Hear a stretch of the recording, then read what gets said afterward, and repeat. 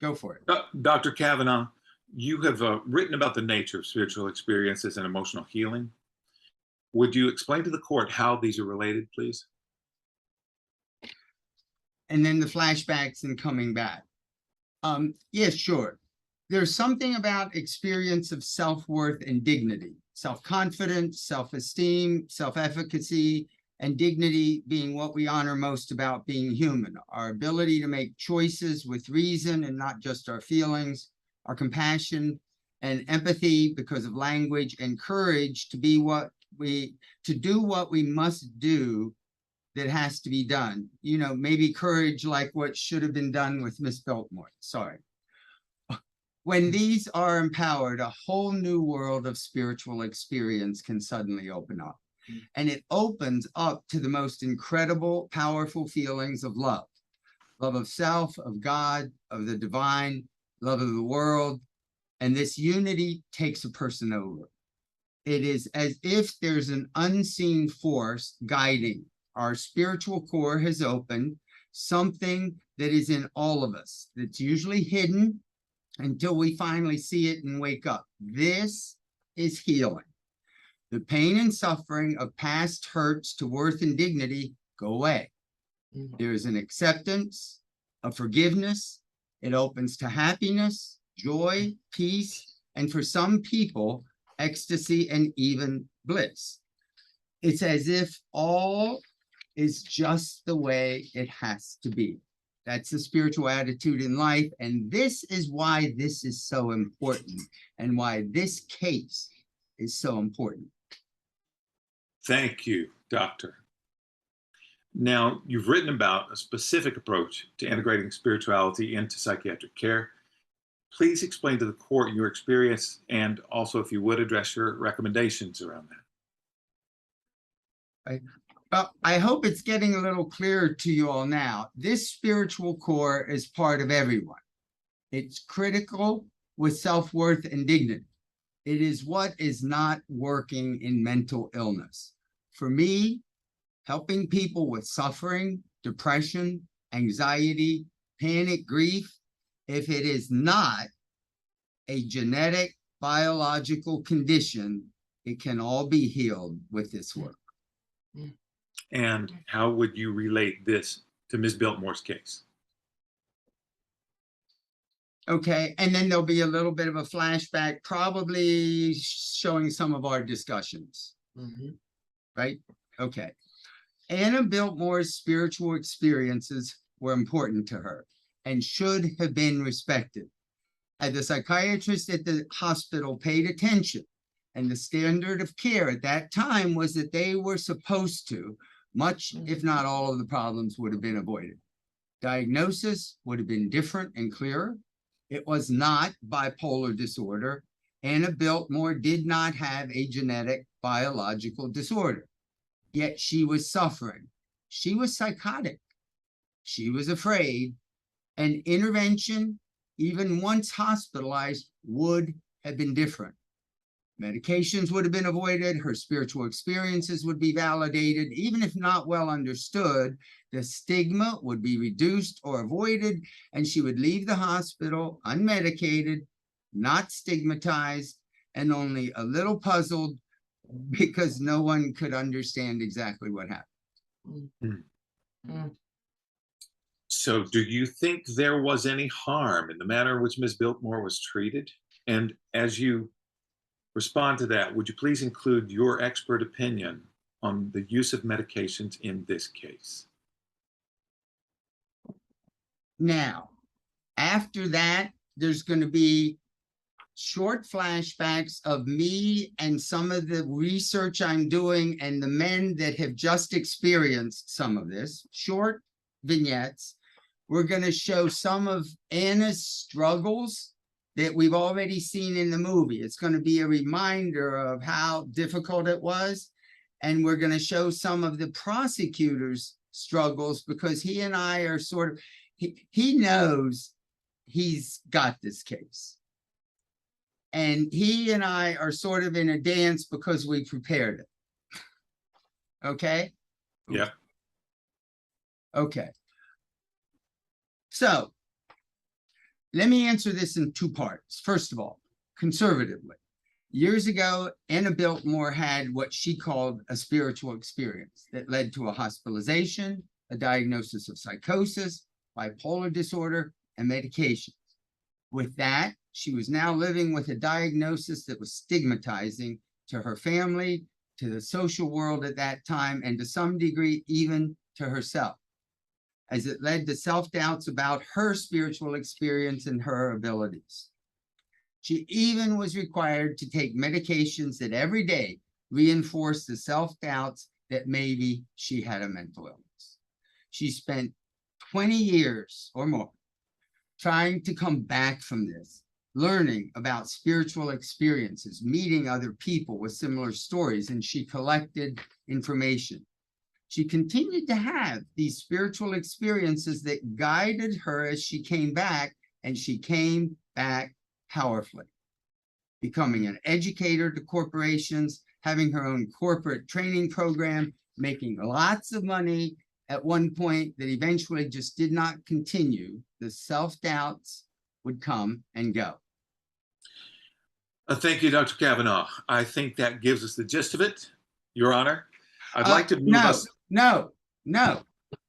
There's something more that needs to be said. And I turn to the jury. And I want to say this directly to you, the jury, and Your Honor, and the defense team, and especially the hospital, and even the psychiatric profession, and anyone that hears about this case, and above all, to Anna Biltmore. I want you, all of you, to put yourself in Mrs. Biltmore's place. Imagine that you have 3 incredible dreams for your life. Dreams that if any one of them came true, it would be truly wonderful. Anna Biltmore had this. Now, imagine that as Miss Biltmore, you were continuing to have these, let's say, unusual experiences and felt guided by them. And one day you did something and one of the dreams suddenly came true. How would you feel? Most likely, you wouldn't only be happy, but you'd be a little ecstatic. This was a dream that was hardly believed that it would ever come true. Your confidence would be great. You did something right. Your self-esteem would peak. You are on the right path, and maybe you were right and they were wrong. You're finally vindicated, and maybe these really are spiritual experiences guiding you.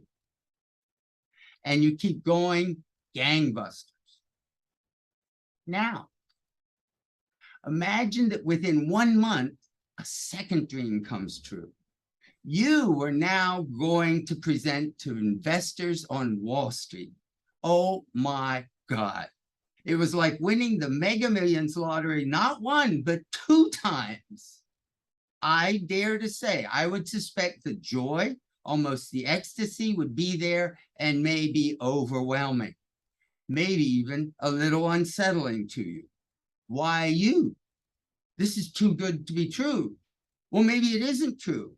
Is it all part of this spiritual experience? Is there a message from God somewhere to you? Have you been chosen? But the power, the confidence builds along with some doubts. Some unanswered questions as you prepare your Wall Street presentation, which, by the way, goes great. Now,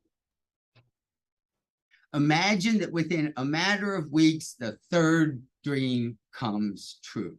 This time, a relationship, a love that seems so perfect. Finally, after 2 failed marriages, a soulmate who understood and got who you are and what you are really about. And the power, the love, the confidence start to get out of control as your experience now becomes, I would say, mind-blowing, even to the point of really believing you could walk through the walls like Anna Biltmore believed. And you feel like you can fly. And you have telepathy and powers that connect you with the greatest love imaginable. Yes, You are psychotic. But not a psychosis of bipolar disorder, but the result of an incredible series of spiritual experiences that were just overwhelming.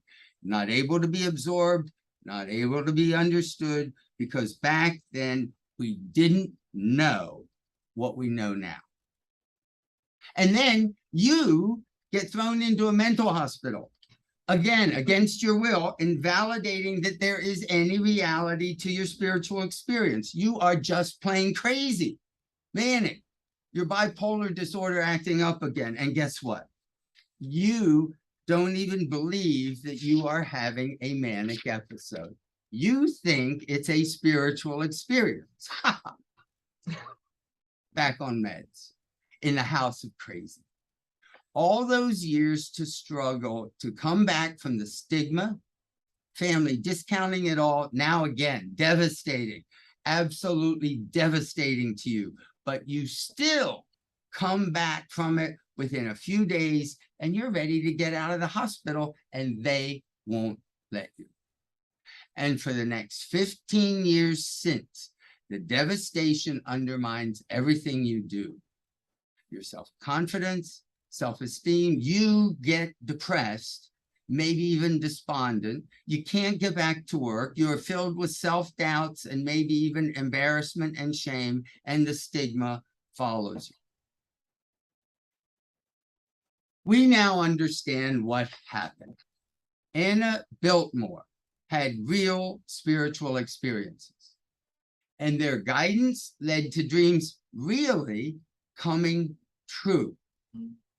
But it was too intense. There was no understanding back then that this is what can happen when spiritual experience, when what we now recognize as a spiritual core within every one of us opens up.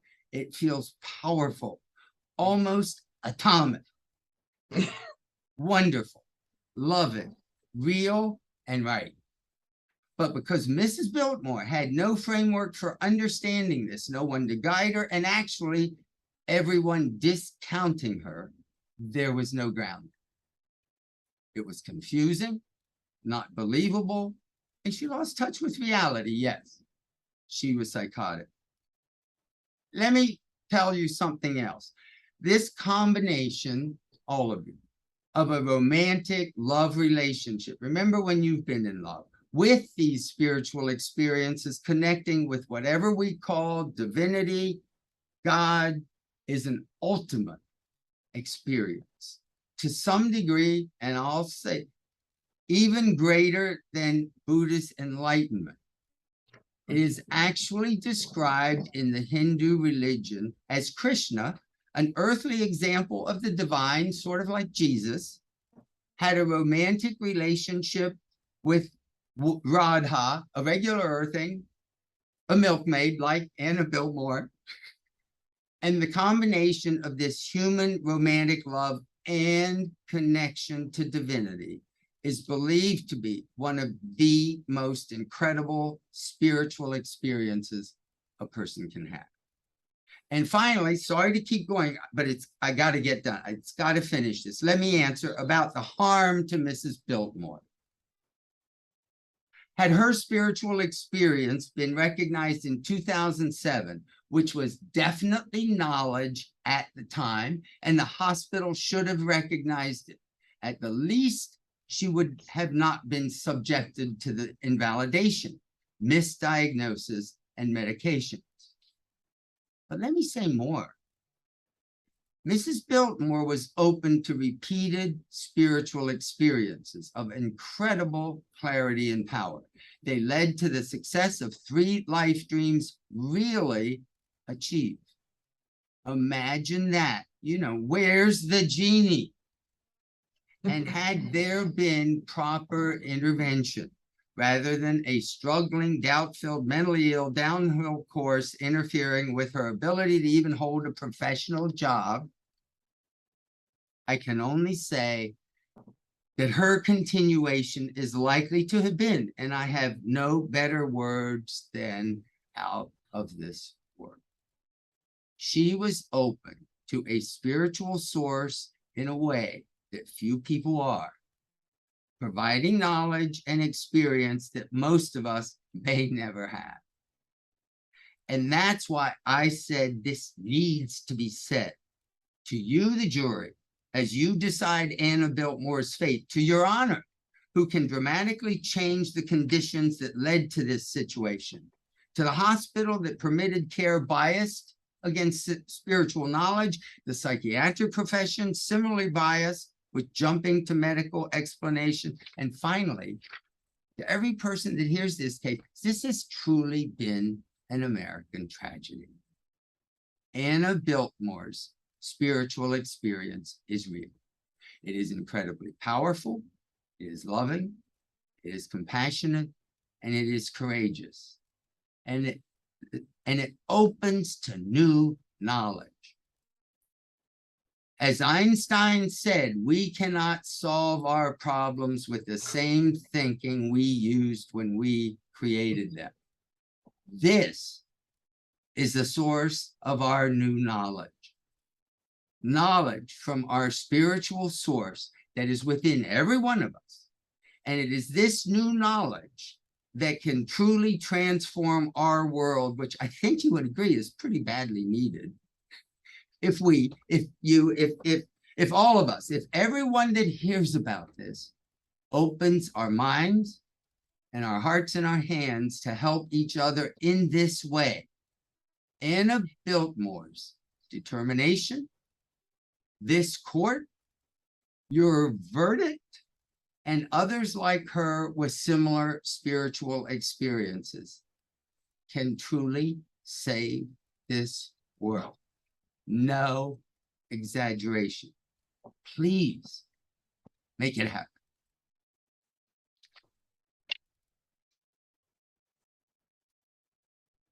You can stop recording now. And recording. And it And I want